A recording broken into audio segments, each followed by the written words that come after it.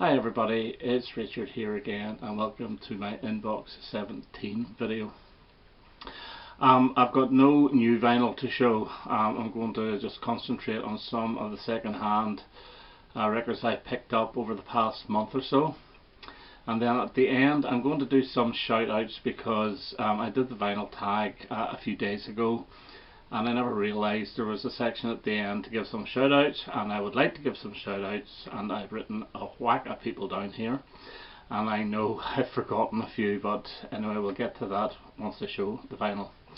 Okay, first up, I picked this up. This was very cheap. This is Duran Arena. This is the live album, I believe, that came after Seven and the Ragged Tiger. It has the Wild Boys on it, which I'm assuming is the studio version. I haven't yet played this, only picked this up yesterday.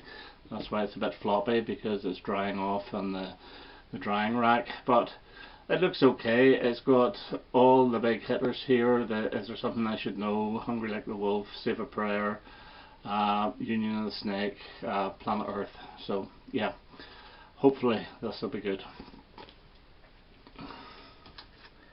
Next up, this is another one I picked up yesterday, and this is Elvis 30 #1 hits. And to me, if I could get the Second to None album, that would be all the Elvis I would ever require. This is really good. 30 #1 hits. What else do you need? Okay, there's a lot of Elvis fans will go on about their LP tracks, but this is great. The Wonder Views on this, Burning Love.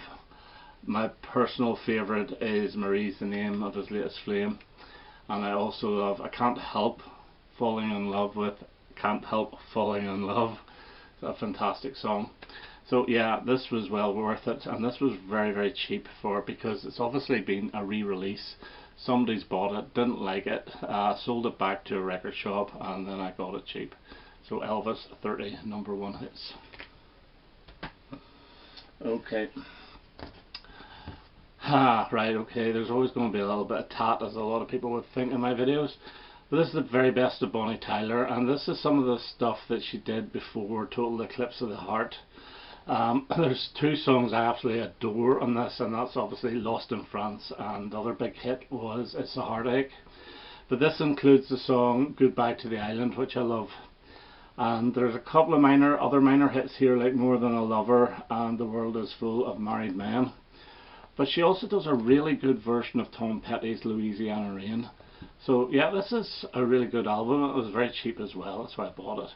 But it's good to have, and I played it yesterday and I just love Lost in France. So the very best of Bonnie Tyler.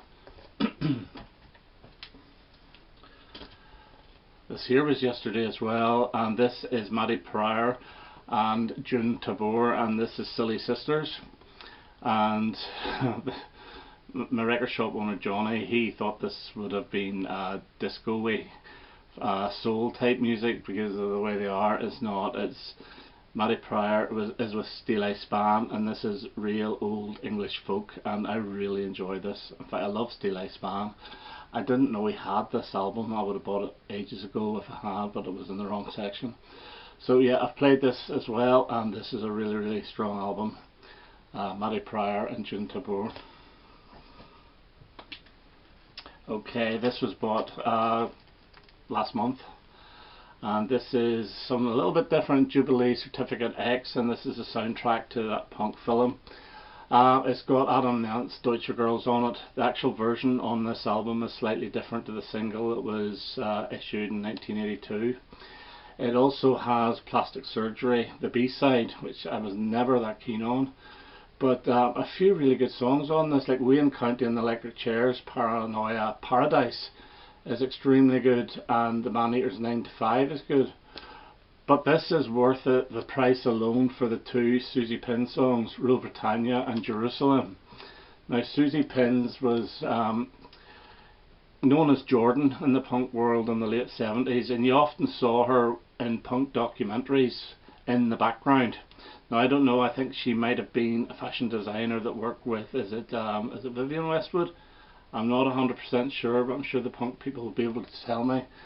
But she obviously does Rule Britannia and Jerusalem. It's like final night of the punk proms. It's excellent, really good, and the album as a whole is not that bad. It's pretty good. Okay, staying in the punk theme, I decided to pick this up. I had it on CD and I saw it and I thought, right, we'll go for it. And this is Stiff Little Fingers, Hanks, and this is their third album, and it actually picks the best songs from their first two albums, Inflammable Material and Nobody's Heroes, and you have a live version. Basically that's it, the best songs played live. Excellent album. This is Hanks from 1980. I think this was actually recorded for originally the American market, but this was one of their biggest selling albums here in the UK. So SLF, Hanks. Okay, two albums by one artist. One album's great, the other one's not so great. TenCC never had their debut, bought this, played it, absolutely loved it. Rubber Bullets, Donna and the magnificent Adina and I are on this, but there's also great songs like Johnny Don't Do It.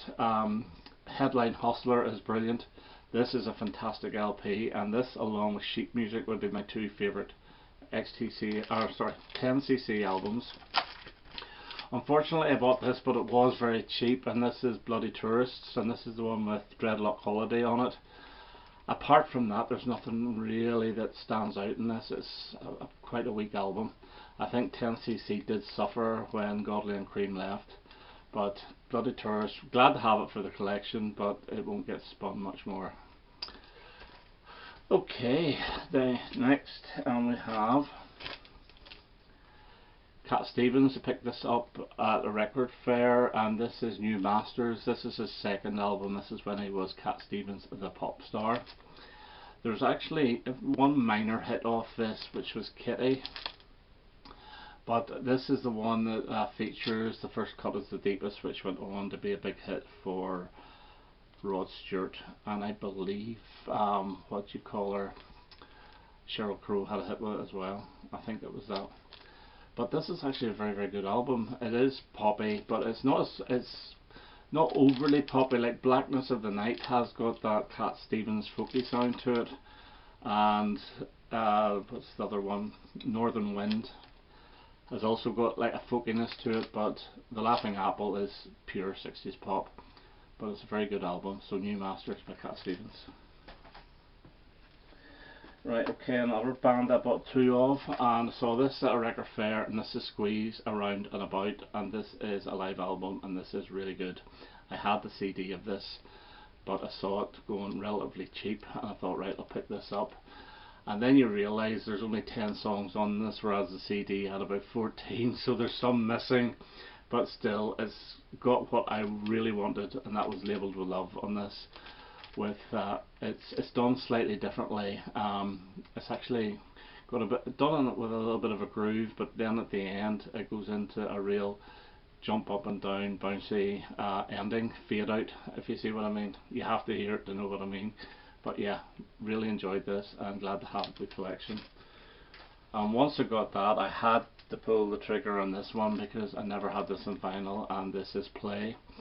I never rated this that highly, but whenever I played it on vinyl, to me it sounded a heck of a lot better.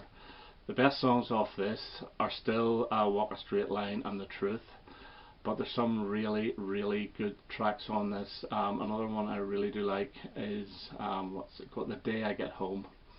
I think is fantastic, and I do actually like the second single, Satisfied, much better than the first single, which was Sunday Street, but a very good album from 1991, I believe. Okay, this one here I picked up on the strength of this one single, and this is The Adventures, and this is a local band from, I think they're from around Belfast area. And the song I love off this is Feel the Raindrops. I have the single, but I thought, yeah, it's going cheap, let's have a listen to the album. And it's not bad. Feel the Raindrops is without a doubt the best song on it, but it's well worth having, and yeah, I will play this a couple more times. I'll probably get to like it a little bit more. So The Adventures, I think it's just self-titled.